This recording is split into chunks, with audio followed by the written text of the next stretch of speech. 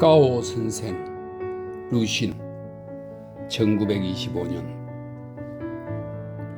이날 아침부터 오후까지 그의 모든 시간은 거울 보는 일, 중국 역사 교과서를 읽는 일과 원료 범강감을 조사하는 일로 보냈다. 정말로 사람이 태어나서 글을 아는 것이 우환의 시작이라더니 그는 갑자기 세상사에 대해 불만스럽다는 생각을 느끼게 되었다. 더구나 이런 불만스러운 생각을 느낀 것은 이제까지 그는 한 번도 경험해보지 못했던 일이다. 먼저 지난날에 부모가 사실 자식들에게 너무 무관심했다고 생각했다. 그는 어렸을 때 뽕나무에 올라가 몰래 오디를 따먹는 것을 제일 좋아했다. 그러나 부모는 전혀 신경 쓰지 않았다. 한 번은 나무에서 떨어져 머리를 다쳤는데도 치료를 제대로 해주지 않아 지금도 왼쪽 눈썹 위에 영원히 지워지지 않는 칼날 모양의 흉터를 지니게 되었다. 지금은 비록 일부러 머리를 길게 길러서 좌우로 갈라 늘어뜨려 억지로 숨기고 있으나 결국 칼날 모양 상처의 끝머리만 보여도 결점이라 할 수 있으니 만일 여학생의 눈에 떠익이라도 한다면 아마 경매를 면치 못할 것이다. 그는 거울을 내려놓고 원망스러운 듯이 한숨을 지었다.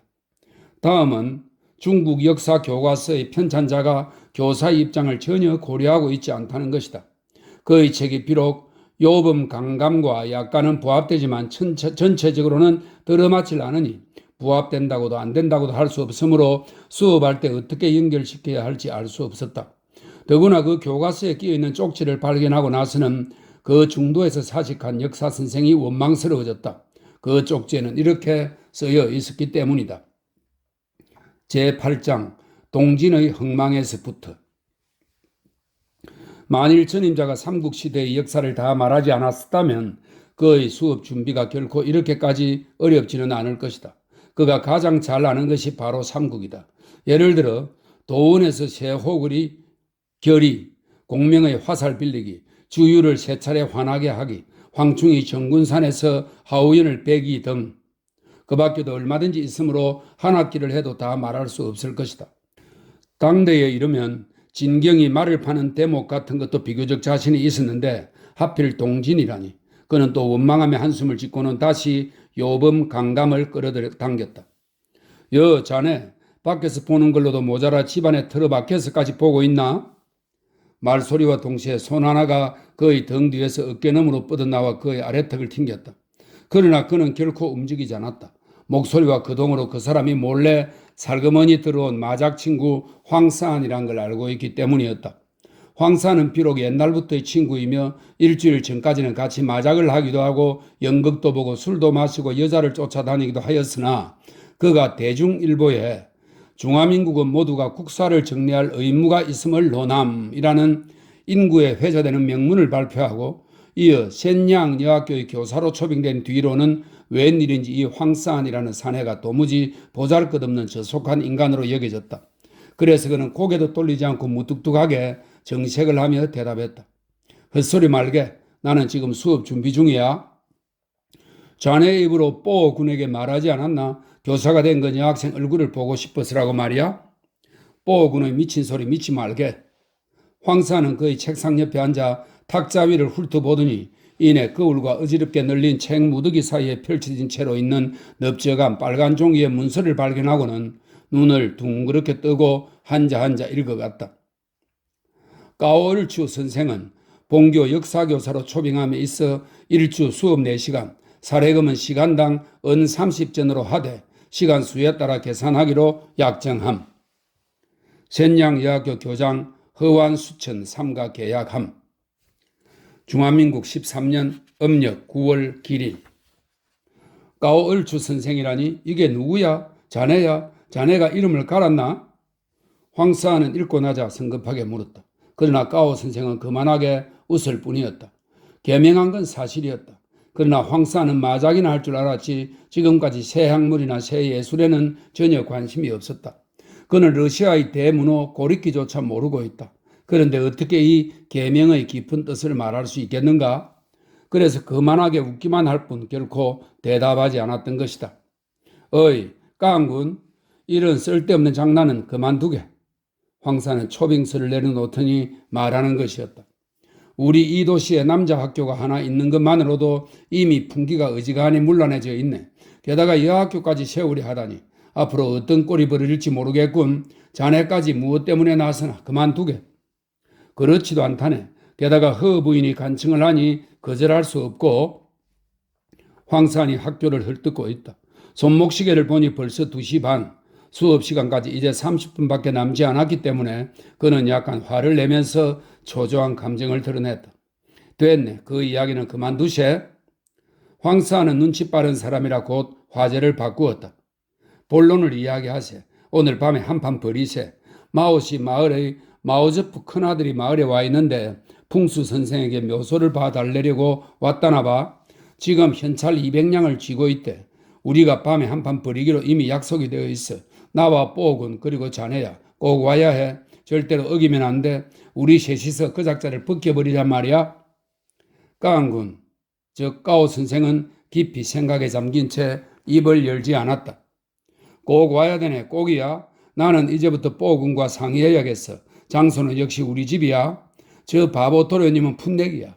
우리가 틀림없이 그를 몽땅 털 수 있어. 자네의 대나무 무늬 뚜렷한 마작을 내게 주게. 까오 선생은 천천히 일어나더니 침대가에서 마작 상자를 가져다 그에게 주었다. 손목시계를 보니 2시 40분이었다. 그는 생각하였다.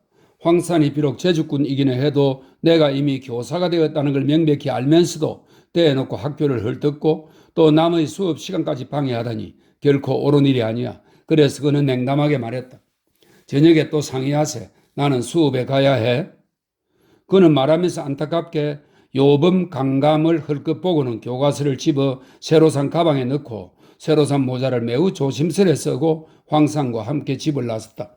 그는 나오자마자 발걸음을 떼며 마치 목수가 양손으로 송곳을 돌리듯이 두 어깨를 흔들며 곧바로 걸어갔다. 얼마 후 황산은 그의 그림자조차도 볼 수 없게 되었다. 한달음에 센양 여학교에 도달한 까오 선생은 즉시 새로 찍은 명함을 문지기 곱추 노인에게 내밀었다. 그러자 금방 어서 오십시오 하는 말이 들렸다. 그는 이어 곱추의 뒤를 따라 2번 모퉁이를 돌아서 교사 준비실에 도착했는데 응접실을 겸하고 있는 듯 했다. 허 교장은 자리에 없었고 그를 마중 나온 사람은 수염이 희끗한 교무장으로 이름도 더 높은 완야오프, 벼로는 옥황향안니라고 하는 사람이다.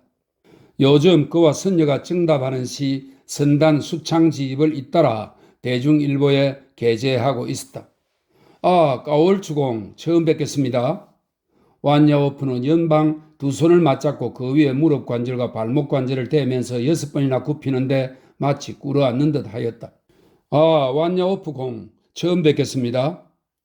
얼추공은 가방을 겨드랑이에 낀 채 같은 동작을 하면서 말했다. 그리고 그들은 자리에 앉았다. 산 송장 같은 사환이 더운 물 2잔을 가져왔다.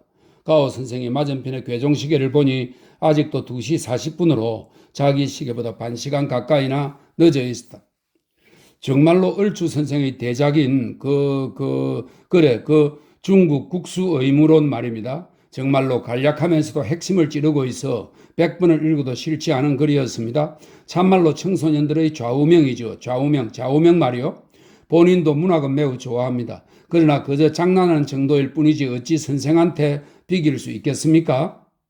그러고는 그는 다시 한번 손을 맞잡고 이번에는 낮은 소리로 말했다. 우리들의 성덕 교령회에서는 매일 선인을 초청합니다. 본인도 늘 시장화에 참여합니다. 선생께서도 왕림하여 주셨으면 합니다. 교령수를 하시는 선인은 예주선자님이신데 그녀의 말씨부터가 마치 홍진 세상에 하계하신 꽃의 정령과도 같습니다. 그녀는 명사들과 시의 창화를 하시는 것을 무엇보다 좋아하시고 더구나 신당을 매우 찬성하십니다.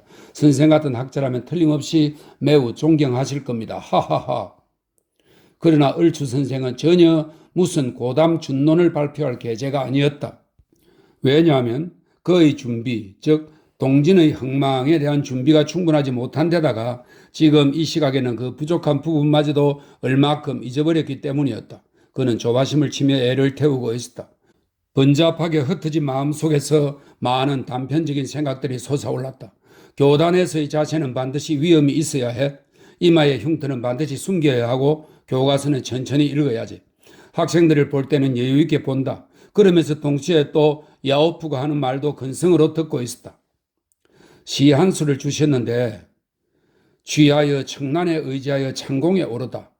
이 얼마나 초탈합니까? 그 외에 덩샤오웡 선생 같은 이는 5번이나 간청하였어야 겨우 오은절구 한 수를 내려주셨는데 붉은 소매로 은하수를 틀도다 말하지 말라. 예주 선자의 말씀이 선생께서는 여기가 처음일 텐데 이게 본교의 식물원입니다. 오, 얼추는 그가 손을 들어 가리키는 것을 보고야 비로소 혼란한 생각에서 놀라 깨어났다.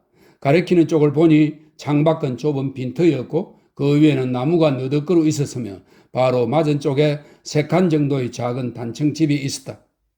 저게 교실입니다. 야오프는 자신의 손가락을 옮기지도 않은 채로 말했다. 아, 네. 학생들은 매우 온순합니다. 요즘은 수업 외에는 오로지 재봉에만 마음을 쓰고. 아, 네. 얼추는 잠옷 다급해졌다. 그가 이제 말을 멈추어 주어 자신이 정신을 집중하여 동진의 흥망을 얼른 생각하게 해주길 바랐다. 유감스럽게도 그들 중에 몇 명은 시 짓는 것을 배우려고 하는데 그건 안 됩니다. 유신도 물론 좋으나 시작은 양가의 교수에게는 마땅한 것이 아닙니다. 예주 선사께서도 여자 교육에는 별로 찬성치 않으십니다. 그것은 남녀의 구별을 혼란케 하는 것으로 천재께서 좋아하지 않으신다고 여기십니다. 본인도 선자와 여러 가지 토론하였습니다만 얼추는 깜짝 놀라 일어났다. 벨 소리가 들렸던 것이다. 아니, 앉으십시오. 저건 끝나는 벨입니다. 완 선생께서도 바쁘실 테니 염려 마시고. 아니, 바쁘지 않습니다. 본인은 여자 교육을 진흥하는 것은 세계의 조류에 순응하는 것이라고 생각합니다. 하나 옳게 하지 못하게 되면 한쪽으로 치우치기 쉽습니다. 따라서 천재께서 좋아하지 않으신다는 것은 아마도 폐해를 미연에 방지코자 하시는 생각이실 겁니다. 다만 운영하는 사람이 불편부당하고 중용에 합치되게 하여 오로지 국수로 규결로 삼는다면 그것은 꼭 폐해로만 흐르지는 않게 됩니다. 가오 선생, 그렇지 않소이까? 이것은 예주 선사께서도 받아들이지 않으면 안 되는 말로 여기셨습니다. 하하하. 사환이 다시 더운 물 2잔을 가지고 왔다. 그러나 벨이 다시 울렸다.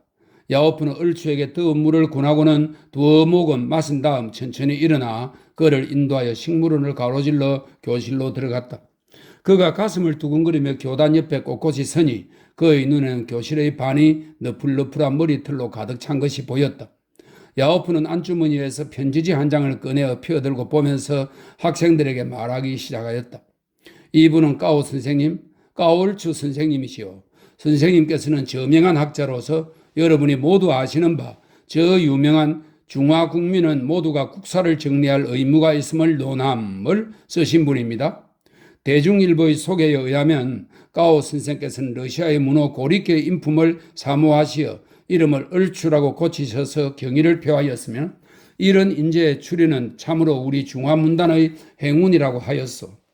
이번에 허 교장 선생님께서 여러 번 간청을 하신 바 겨우 승낙하시어 본교에서 역사를 담당하시기로 가오 선생이 갑자기 매우 조용해졌다고 느꼈을 때 완 선생은 이미 보이지 않았고 자기만이 교단 옆에 서 있었다. 그는 어쩔 수 없이 교단에 올라가서 절을 하고 마음을 가라앉혔다. 또 태도에는 위험이 있어야만 된다는 것이 기억나서 천천히 책을 펴고 동진의 흥망을 말하기 시작했다. 호호호, 누군가가 어디서 몰래 웃는 것 같았다. 가오 선생은 갑자기 얼굴이 달아올라서 황급히 책을 보았다. 자기가 하고 있는 말과 어긋나지 않게 책에는 확실히 동진의 편안이라 인쇄되어 있었다. 책을 펴놓은 맞은편에는 역시 교실 절반이 너풀거리는 머리털이었고 별다른 동정은 보이지 않았다. 그는 이것이 스스로의 의심 탓이지 사실은 아무도 웃지 않았을 것이라고 생각하였다. 이래하여 다시 마음을 가라앉히고 책을 보며 천천히 수업을 시작하였다. 처음 얼마 동안은 자기 귀에도 자기가 무엇을 말하는지 들려왔으나 차츰 알아들을 수 없게 되었고 나중에는 자기가 무엇을 말하는지도 알 수 없게 되었다. 성덕의 웅대한 계획에 대한 설명으로 들어갈 무렵에는 킬킬거리는 숨죽인 웃음소리만이 들려올 뿐이었다. 그는 교단 아래를 보지 않을 수 없었다. 사태는 이미 전과는 전혀 달랐다. 교실의 반은 모두가 눈들이었고 또 많은 아담한 이등변 삼각형들이었으며 삼각형 가운데는 모두 콧구멍이 2개씩 뚫려 있었다. 그것들이 한 줄로 이어지더니 마치 유동하는 깊은 바다같이 번쩍거리며 줄기차게 그의 시선을 향해 밀어닥치고 있었다. 그러나 그가 헐기 쳐다보자 또 갑자기 번쩍하더니 교실의 반이 너풀거리는 머리털로 변하였다. 그도 황급하게 눈길을 거두고 다시는 교과서에서 눈을 떼지 못했다. 부득이한 때에는 눈길을 위로 들어 천장을 쳐다보았다. 천장은 흰 회백이 누렇게 변색되어 있었고 중앙에는 둥그런 능선 모양으로 두드러져 있었다. 그러나 그 둥근 것이 다시 움직이기 시작하더니 갑자기 커졌다가 줄어들면서 그의 눈을 어질어질하게 했다. 만약에 눈길을 아래로 옮긴다면 틀림없이 무서운 눈과 콧구멍들이 연합되어 있는 바다를 만나게 될 것이라 생각되자 다시 책으로 돌릴 수밖에 없었다. 이때는 이미 비수의 싸움으로 북연이 곧 초목들이 모두 군사로다 하면 놀라는 대목이었다. 그는 여러 학생들이 몰래 웃고 있는 듯한 의심이 들었으나 꾹 참고 수업을 계속하였다. 꽤 오랫동안 수업을 한 것이 분명한데 아직 벨 소리가 울리지 않는다. 학생들이 볼까봐 두려워 손목시계를 보지도 못한다.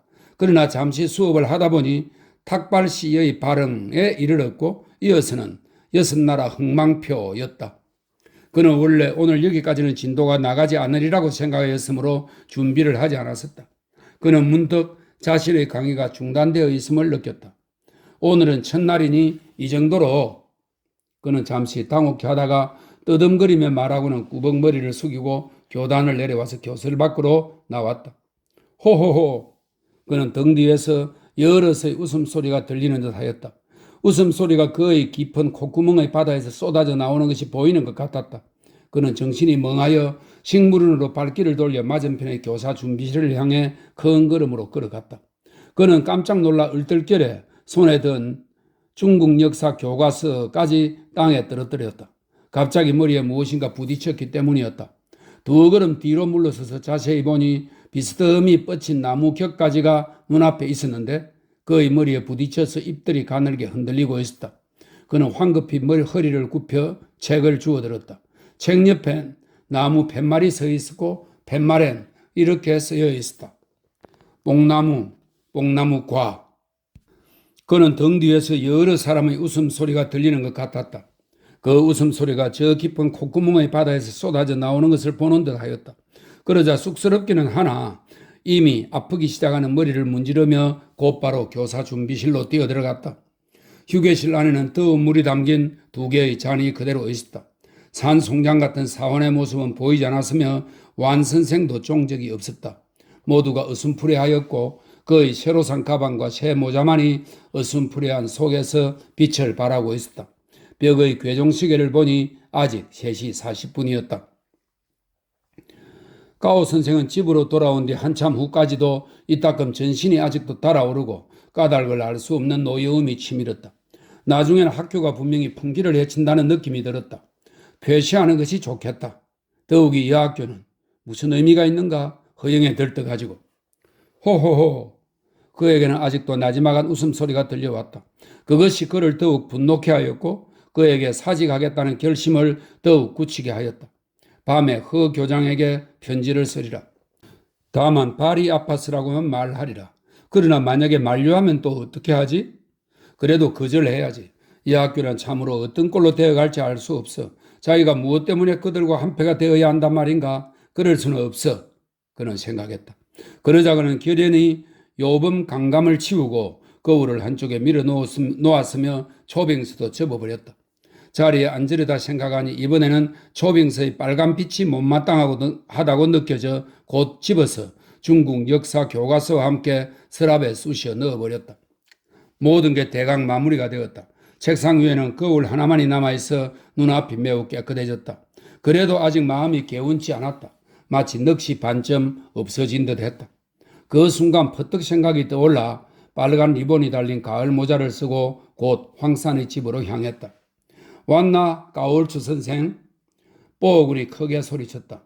집어치워. 그는 이마살을 찌푸리며 뽀오군의 머리를 한 대 치면서 말했다.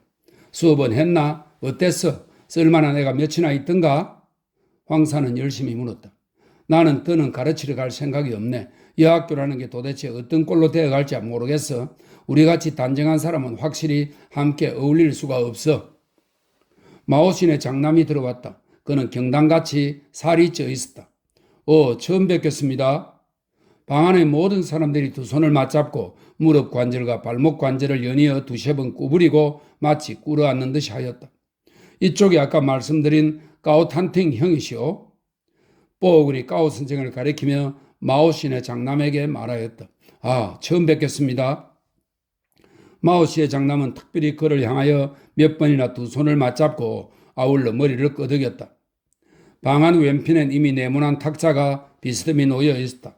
황사는 손님과 응대를 하면서 심부름하는 여자아이와 같이 좌석과 주마를 정리하였다. 이 주마는 마작을 할 때 계산하는 막대를 말한다고 합니다. 주마를 정리하였다. 얼마 안 되어 책상 내 구석에는 가는 양초가 켜지고 네 사람이 자리에 앉았다. 소리 하나 없었다. 다만 버린 마작패가 자단 탁자 위에 부딪히는 소리만이 조저녁의 정적 속에 맑게 울렸다. 가오 선생의 패는 결코 나쁘지 않았다. 그러나 그는 무엇인가 불만을 안고 있었다. 그는 본래 무엇이든 쉽게 잊어버리는 사람인데 이번만은 세상 풍기가 걱정스럽게 여겨졌다. 비록 자기 앞에 주마가 점점 늘어나도 그의 마음은 편하지도 즐거워지지도 않았다. 그러나 시간이 흐르고 풍속이 바뀌면 세상 풍속도 결국은 좋아지리라. 이미 시간도 매우 늦었고 두 번째 판이 이미 끝나고 있었으며 그의 패는 거의 정 1세기 되어가고 있었다.